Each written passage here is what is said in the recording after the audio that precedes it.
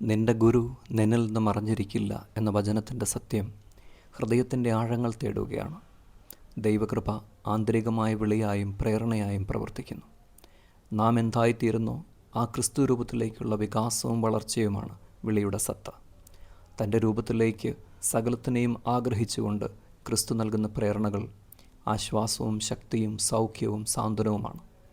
സുവിശേഷത്തിൻ്റെ സ്വാതന്ത്ര്യം പകരുവാനും സൗഖ്യപ്പെടുത്തുവാനും തിന്മകളെ തുടച്ചു നീക്കുവാനും ശക്തി നൽകിയ ക്രിസ്തു നമ്മിൽ നിന്ന് ആഗ്രഹിക്കുന്നതും സമാനമാണ്.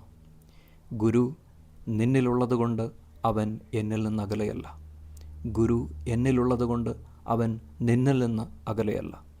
നിർമ്മലയായ അമ്മയിലും യൗസേപ്പിലും ആട്ടിടയന്മാരിലും ജ്ഞാനികളിലും പ്രശോഭിക്കുന്ന ഈ ക്രിസ്തുഭാവം ക്രിസ്തുജനന സമയത്തെ കാലിത്തൊഴുത്തിന് ദൈവിക സൗന്ദര്യം പകരുകയാണ്.